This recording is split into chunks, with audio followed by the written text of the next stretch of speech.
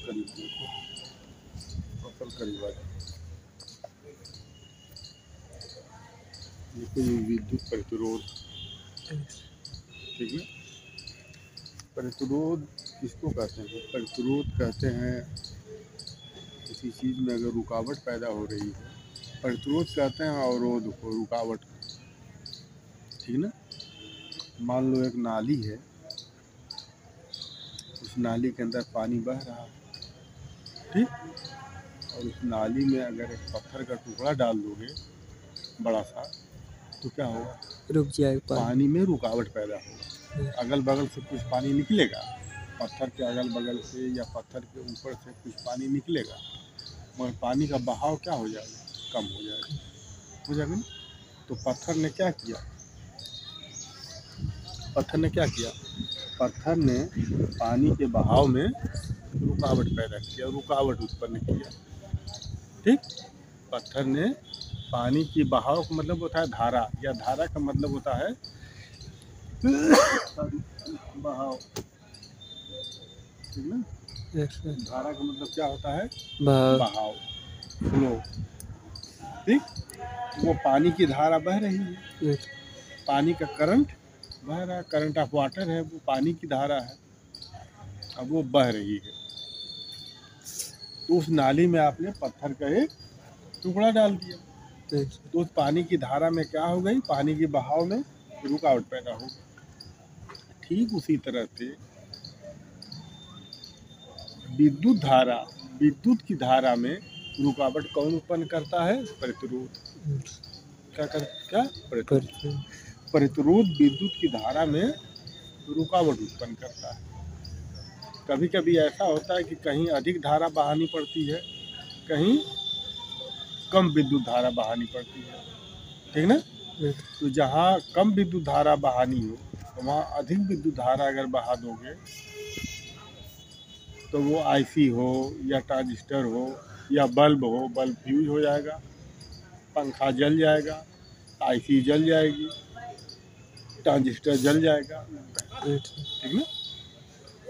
तो जहाँ पर कम धारा को बहाना हो, तो वहाँ पर प्रतिरोध लगा करके विद्युत की धारा को क्या करते हैं? कम करते हैं, ठीक।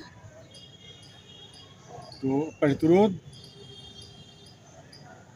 जो है ये पदार्थों का एक गुण है, प्रतिरोध पदार्थों का एक गुण है, जिस गुण के कारण वो अपने अंदर से बहने वाली विद्युत धारा का विरोध करती है। इसको लिख लेना परिभाषा, इस प्रतिरोध की परिभाषा लिख लेना। कैसे लिखोगे? कि प्रतिरोध पदार्थों का एक गुण है, जिस गुण के कारण वह अपने अंदर से बहने वाले विद्युत धारा का विरोध करती है, रोकती है, उसी को प्रतिरोध कहते हैं, ठीक ना। और प्रतिरोध की जो इकाई होती है, प्रतिरोध की देखो, प्रतिरोध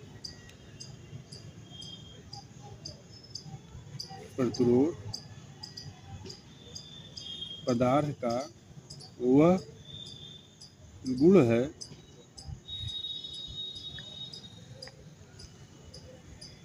जिस गुण के कारण वह अपने अंदर से बहने वाली, है ना, विद्युत धारा का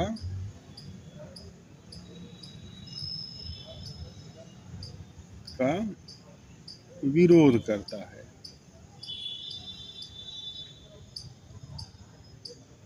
ठीक ना, विरोध करता है। अब देखो, अगर हमको अधिक धारा रोकनी है,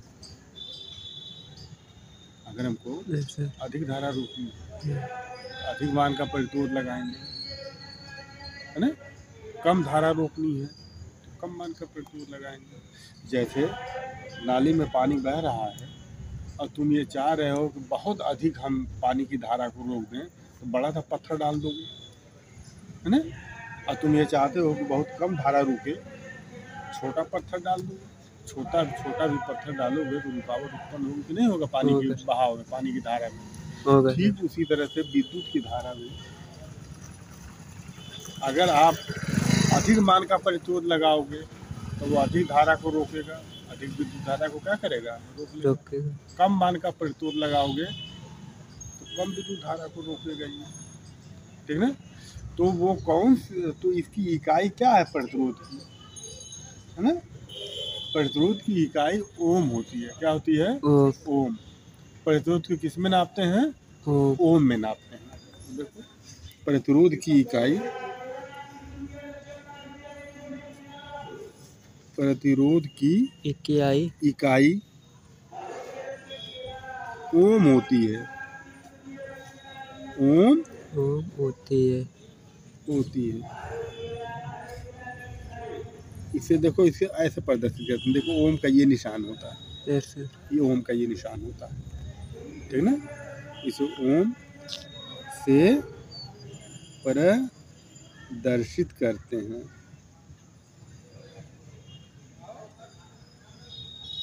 ओम का ये चिन्ह है ना। अब प्रतिरोध का चिन्ह क्या है? प्रतिरोध का सांकेतिक चिन्ह,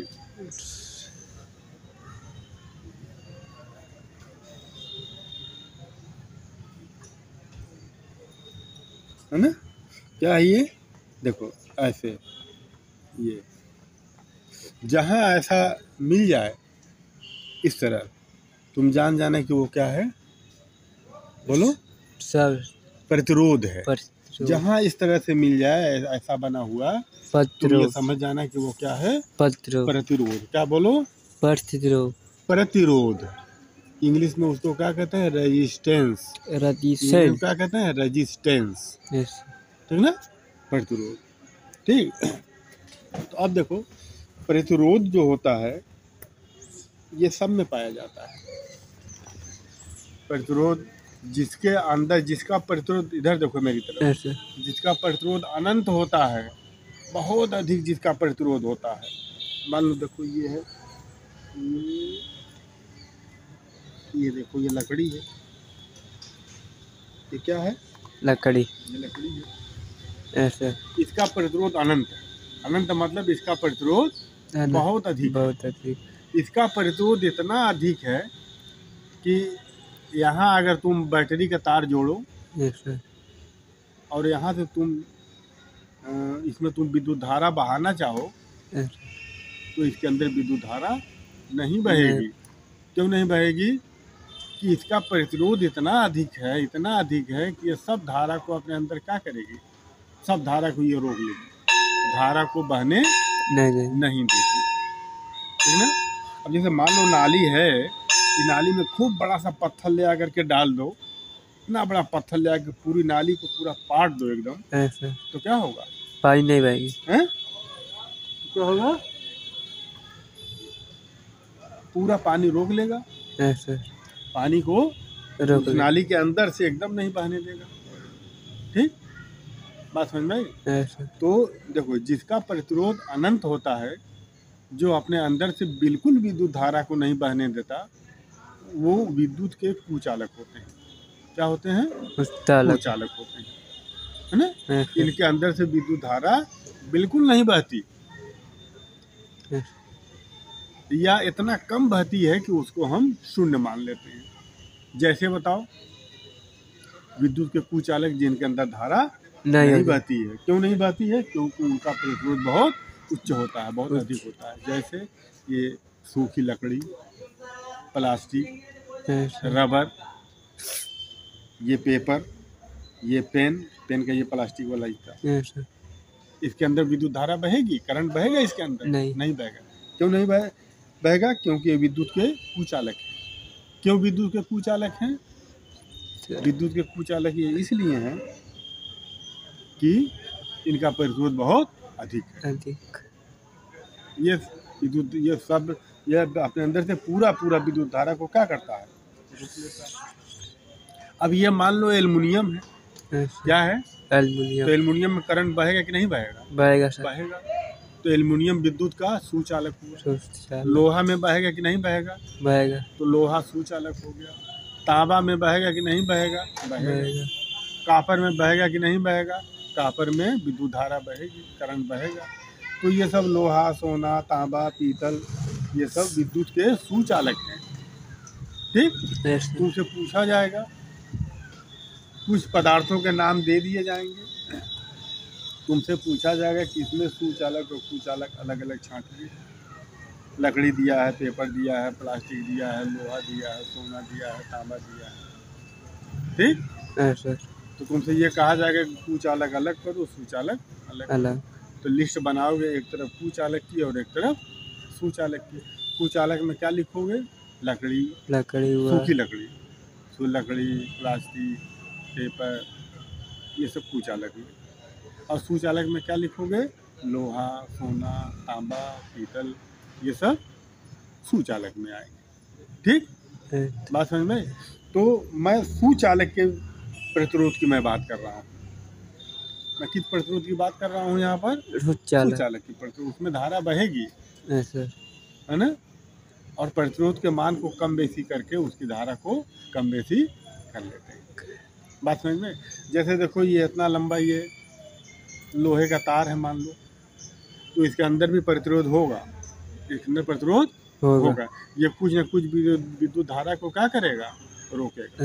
एकदम नहीं रोक लेगा, पूरा नहीं रोक लेगा। बल्ब जलेगा, है ना? बल्ब जो है, इससे होकर के जो धारा बह रही है उससे बल्ब जलेगा, मगर स्लो जलेगा, कम हो जाएगा। बल्ब थोड़ा सा कम हो जाएगा। क्यों? क्योंकि धारा को ये अपने अंदर से, कुछ विद्युत धारा को ये क्या कर लेगा? रोक लेगा। अब इसी की लंबाई तुम बढ़ा दोगे अगर, तो इसका प्रतिरोध और बढ़ जाएगा। इसका प्रतिरोध और बढ़ जाएगा, तो बल्ब और स्लो हो जाएगा। प्रतिरोध और बढ़ जाएगा तो विद्युत धारा को क्या करेगा? ये और अधिक रोकेगा। जब करंट को और अधिक रोकेगा तो क्या होगा? बल्ब आपका स्लो हो जाएगा। इसीलिए यहाँ से 50 मीटर दूर तुम बल्ब जलाओ, अब बोर्ड जो है यहाँ लगा दो, और तार जो है यहाँ से 50 मीटर या 200 मीटर दूर लेकर के जाओ, है ना, और यहाँ उसको जो उसका 3 पिन सॉकेट होती है, यहाँ उसको प्लग इसमें लगा दो, तो 200 मीटर दूर वो बल्ब जलेगा? नहीं जलेगा। और एक बल्ब तुम यहीं पर लगा दो 100 वाट का, यहीं पर बगल में लगा दो, कौन तेज जलेगा? ये वाला तेज जलेगा, और जो 200 मीटर दूर है वो कम। क्यों? क्योंकि लंबाई बढ़ गई, तार की लंबाई क्या हो गई? बढ़ गई। तो प्रतिरोध क्या हो गया? बढ़ गया। प्रतिरोध जब बढ़ गया तो विद्युत धारा में या करंट में अधिक रुकावट उत्पन्न होगी। ठीक, तो वो क्या हो जाएगा? बल्ब कम स्लो हो जाएगा। ठीक ना? तो बात समझ में आई? तो अब ये जो प्रतिरोध होते हैं, किसी पदार्थ के जो प्रतिरोध होते हैं, वो देखो 3 बातों पर निर्भर करते हैं। जैसे तुमने संधारित्र में पढ़ा कि संधारित्र की विद्युत धारिता 3 बातों पर निर्भर करती है। नंबर 1 प्लेटों के बीच की दूरी पर, नंबर 2 प्लेटों के क्षेत्रफल पर, और नंबर 3 प्लेटों के बीच कुचालक पदार्थ पर, जिसे परावैद्युत पदार्थ कहते हैं। ठीक उसी तरह से किसी पदार्थ की विद्युत धारा भी इन 3 बातों पर, मुख्य रूप से 3 बातों पर निर्भर करती है। ठीक ना? नंबर 1 लंबाई पर, नंबर 2 चौड़ाई पर। चौड़ाई का मतलब ये है कि इसका जो क्रॉस सेक्शनल एरिया, जैसे ये देखो, इसका ये एरिया अधिक है ना, तो ये देखो चौड़ा है, और ये देखो पतला। ठीक ना? ये चौड़ा है कि नहीं है? तो नंबर 1 लंबाई पर, नंबर 2 चौड़ाई, इसकी चौड़ाई पर। ये जो अनुप्रस्थ परिच्छेद का जो क्षेत्रफल है, इस पर इसका क्षेत्रफल देखो कम है ना, और इसका अधिक है।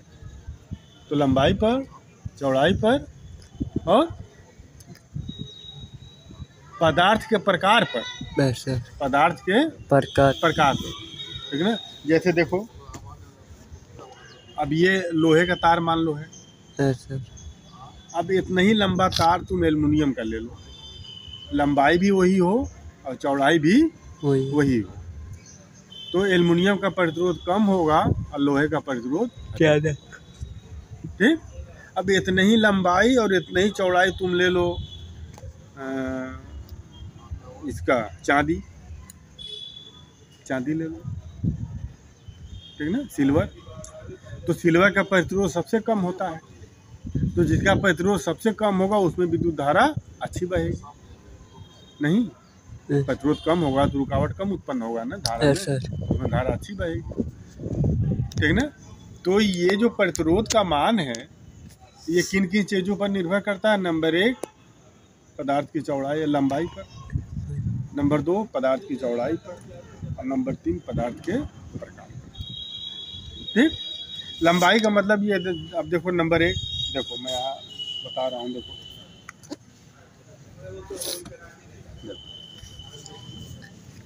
किसी हेडिंग, किसी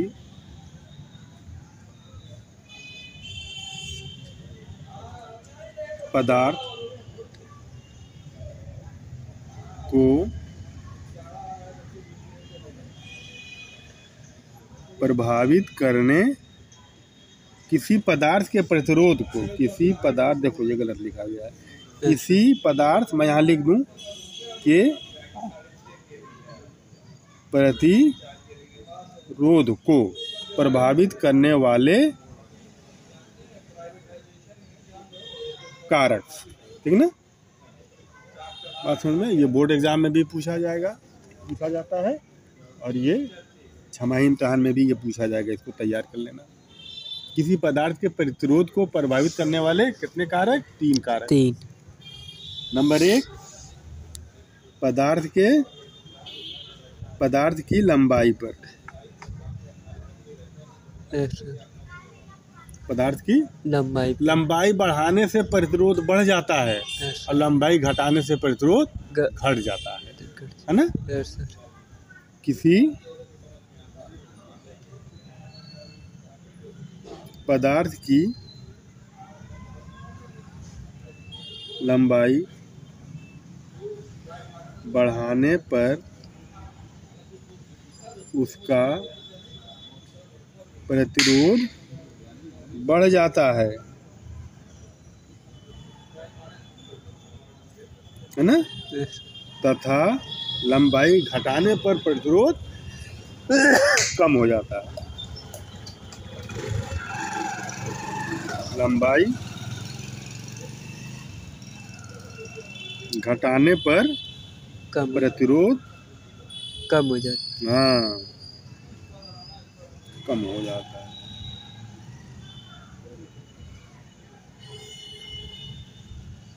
ना, मतलब सीधा संबंध हुआ ना, लंबाई बढ़ाए तो प्रतिरोध बढ़ गया, लंबाई घटाए तो प्रतिरोध कम हो गया, लंबाई बढ़ाए तो प्रतिरोध बढ़ गया, और लंबाई घटा दिए इसकी ये मान लो लोहे का तार है, लंबाई बढ़ा दोगे तो प्रतिरोध बढ़ जाएगा। अब देखो इतने यहाँ से यहाँ तक का प्रतिरोध कम होगा, क्यों? क्योंकि लंबाई घट गई। अब देखो लंबाई बढ़ा दिया हमने, यहाँ से यहाँ तक का प्रतिरोध अधिक होगा क्योंकि लंबाई बढ़ गई। तो सीधा संबंध होता है। सीधा संबंध का मतलब कि समानुपाती होता है ना। प्रतिरोध जो होता है वो पदार्थ की लंबाई के समानुपाती, समानुपाती का मतलब सीधा संबंध, एक बढ़े तो दूसरा भी बढ़ जाए, एक घटे तो दूसरा घट जाए। तो देखो अगर प्रतिरोध मान लो R है, इस पदार्थ का प्रतिरोध R है, तो देखो ये R, देखो ये सीधा संबंध इसकी लंबाई के, जहाँ R क्या है? प्रतिरोध है, रेजिस्टेंस, रेजिस्टेंस R से लिखा जाता है, रेजिस्टेंस, तो R, और L क्या है? पदार्थ की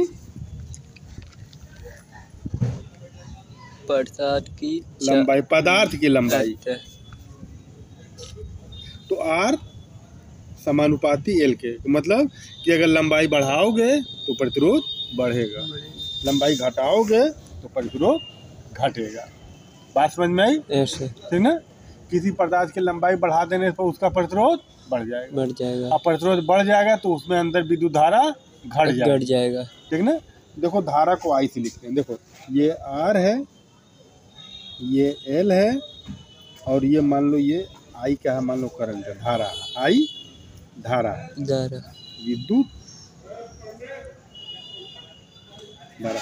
तो देखो लंबाई को हमने बढ़ा दिया यस तो प्रतिरोध भी क्या हो गया, बढ़ गया। और जब प्रतिरोध बढ़ जाएगा तो धारा क्या हो जाएगी, घट जाएगी।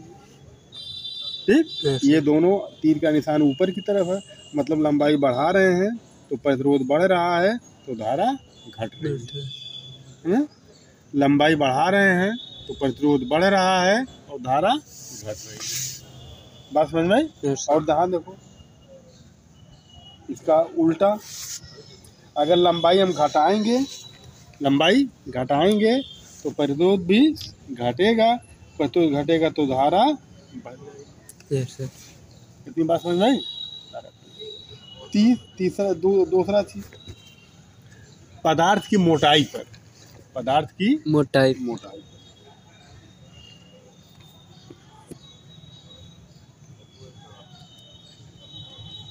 मोटाई का मतलब कि उसका ये जो क्रॉस सेक्शनल एरिया, अनुप्रस्थ परिच्छेद का क्षेत्रफल यस सर।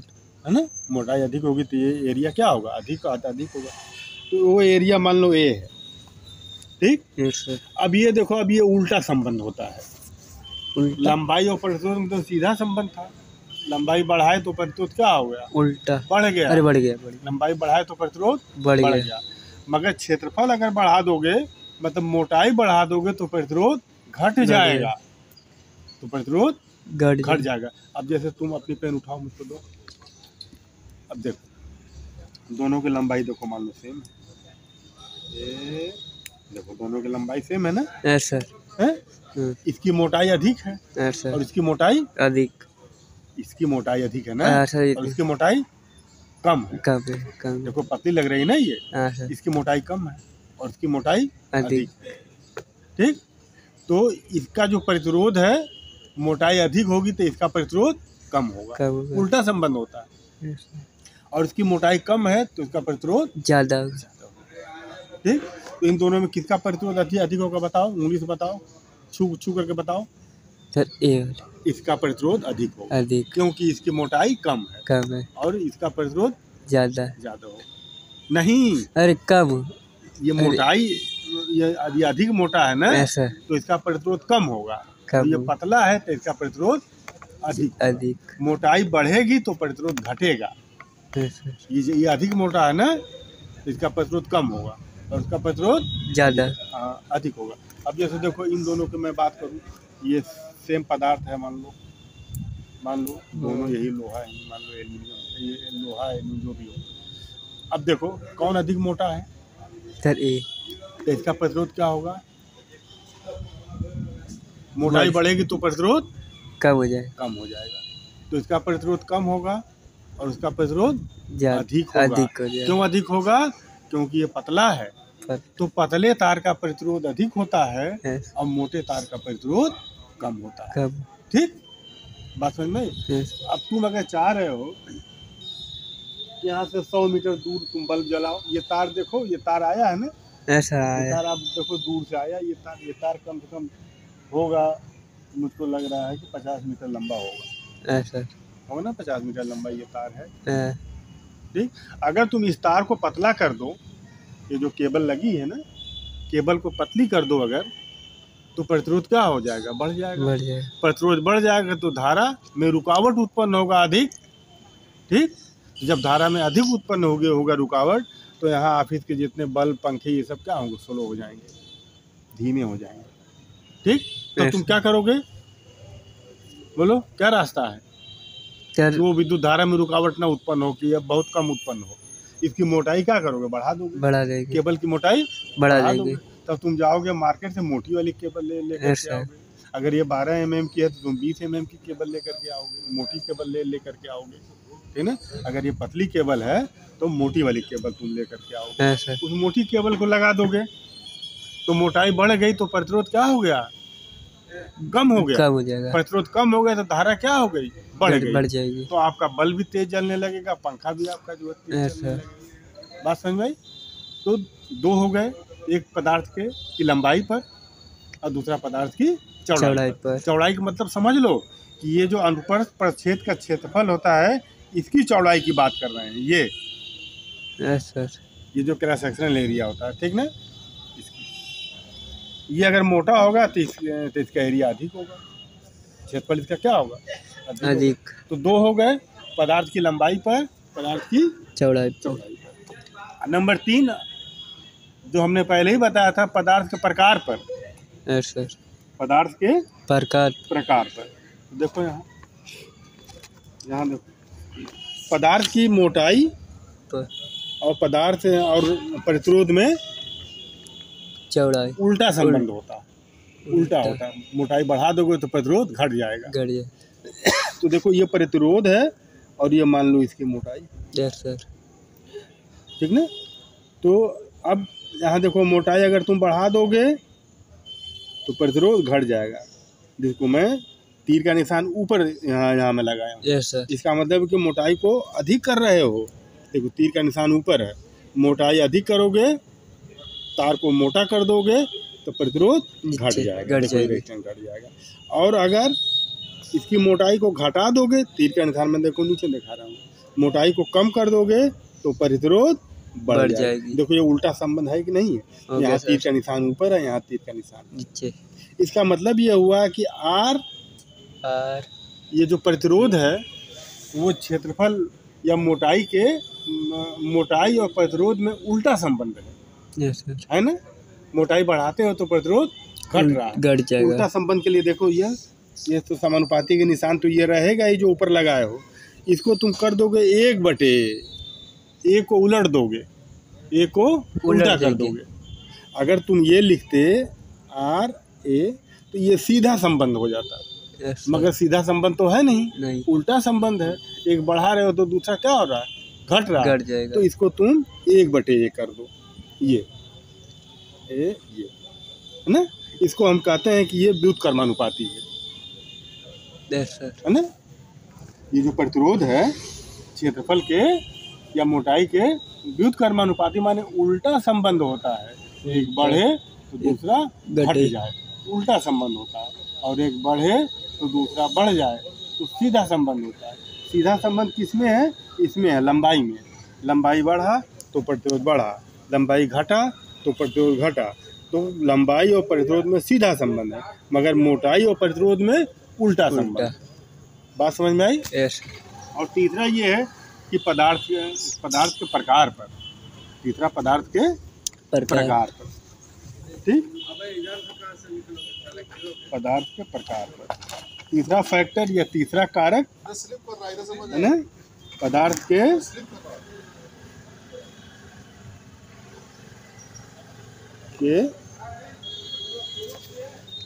प्रकार पर। ठीक ना।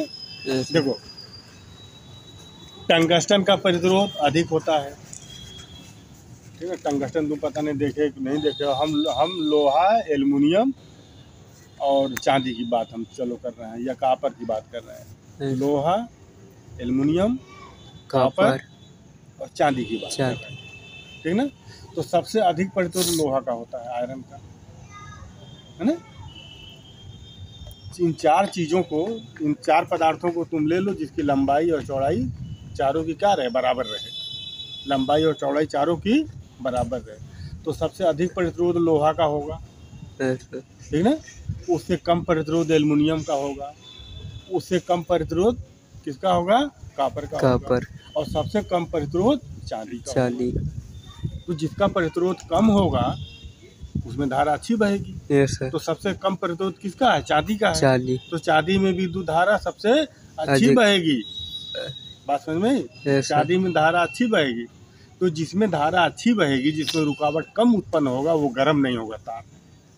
अब ये जो तार जो ये लगा हुआ है ना, अगर एल्युमिनियम की जगह इसके अंदर लोहे का तार होता, ठीक ना, तो पूरा लोड है अच्छा खासा, ये गर्म होने लगता तार। ये तार गर्म होता, तार को जाके छूते ना तो गर्म होता है। क्यों ये जो गर्म होगा, क्योंकि विद्युत धारा में लोहा में अधिक रुकावट उत्पन्न होती है। लोहा जो का प्रतिरोध अधिक होता है तो धारा को क्या करेगा, रोकेगा। तो ये विद्युत धारा क्या ऊर्जा है ना, क्या है ये ऊर्जा। तो ऊर्जा नष्ट नहीं होती है, किसी दूसरी फॉर्म में, किसी दूसरी शक्ल में वो बदल जाएगी। वो गर्मी में बदल जाएगी, हीट में बदल जाएगी, वो गर्म होने लगेगा। तो वो जो गर्म हो रहा है, वो जो ठीक है, ये जो ताप है ना, ताप क्या है? ताप भी एक तरह का ऊर्जा है ना? बात समझ में आई? तो तार गर्म होने लगेगा। तो सबसे इन चारों में सबसे अधिक प्रतिरोध किसका हुआ? लोहा का। लोहा। उससे कम प्रतिरोध चांदी का नहीं, उससे कम बोलो एल्युमिनियम। उससे कम कॉपर। सबसे कम चांदी का। तो जिसका प्रतिरोध सबसे कम होगा उसमें धारा सबसे अच्छी बहेगी। ठीक। तो अपने घर में अब चांदी इतनी महंगी आती है कि अपने घर में वायरिंग तुम चांदी के तार का तो कराओगे नहीं, कराओगे है ना? बहुत बड़े रुपये वाले हो तो चांदी की वायरिंग करवा दो अपने घर में। चांदी में बहुत कम धारा, बहुत अच्छी धारा बहेगी, ठीक ना? क्योंकि उसका प्रतिरोध सबसे कम होता है, ठीक ना? तो हम लोग जो है किसकी वायरिंग कराते हैं? हम लोग कॉपर की वायरिंग कराते हैं। घर में कौन सा तार लगाते हैं? कॉपर। क्यों? क्योंकि लोहा और एल्युमिनियम से कम प्रतिरोध होता है तांबे का, कॉपर का। बात समझ में? कॉपर का प्रतिरोध लोहा और, तो जिसका प्रतिरोध सबसे कम होता है वायरिंग के लिए वही सबसे अच्छा माना जाता है। ठीक। अगर तुम्हारे पास लोहा हो, लोहे का तार हो और एल्युमिनियम का तार हो, तो कौन तार अच्छा मानोगे? एल्युमिनियम का अच्छा मानोगे। और एल्युमिनियम और तांबे का हो, कॉपर का, तब इन दोनों में कौन अच्छा मानोगे? कॉपर का। महंगा मिलता है कॉपर, मगर कॉपर का प्रतिरोध कम होता है ना, इसलिए कॉपर में धारा बहेगी तो वो गर्म वरम नहीं होगा जल्दी, है ना? लोहे का तार रहेगा एल्युमिनियम का तो बहुत अधिक धारा बहाओगे तो वो गर्म भी हो सकता है। ठीक। तो ये चार मैंने बताया, लोहा, एल्युमिनियम, कॉपर और चांदी। तो सबसे कम प्रतिरोध चांदी का और सबसे अधिक प्रतिरोध लोहे का। ठीक। लोहे से थोड़ा कम होता है एल्युमिनियम का, एल्युमिनियम से कम प्रतिरोध होता है कॉपर का, सबसे कम प्रतिरोध होता है चांदी। ठीक। तो विद्युत धारा के बहाव के लिए सबसे अच्छा चांदी, उसके बाद कॉपर, उसके बाद एल्युमिनियम। अब ये तीनों नहीं है तो फिर लोहा ही से काम चलाओ। बात समझ में आई? तो आज तुमको मैंने क्या पढ़ाया? आज तुमको मैंने प्रतिरोध के बारे में पढ़ाया, प्रतिरोध की परिभाषा मैंने बताई, प्रतिरोध की इकाई क्या होती है वो मैंने बताया, ओम होती है। बात समझ में आई? उसके बाद किसी पदार्थ का प्रतिरोध किन किन बातों पर निर्भर करता है, 3 बातों पर निर्भर करता है, ये मैंने बताया। पहला कारक या फैक्टर जिन पर प्रतिरोध निर्भर करता है किसी पदार्थ का, वो उसकी लंबाई, दूसरा उसकी चौड़ाई, और तीसरा पदार्थ का प्रकार, कि किस प्रकार का पदार्थ है। लोहा, सोना, तांबा, पीतल, अलग अलग प्रकार के हैं ना। बात समझ में? तो इस पर जो एक नोट में भेज दूंगा, ठीक, वो नोट अच्छी तरह से तैयार कर लेना, बना लेना, और बुक पर जो मैंने अभी जो यहाँ लिखा है इसको भी कॉपी में उतार लेना। ठीक। ये बोर्ड के एग्ज़ाम में भी पूछा जाएगा और ये होम एग्ज़ाम में भी पूछा जाएगा। ठीक। चलो ठीक। आज मेरी तबीयत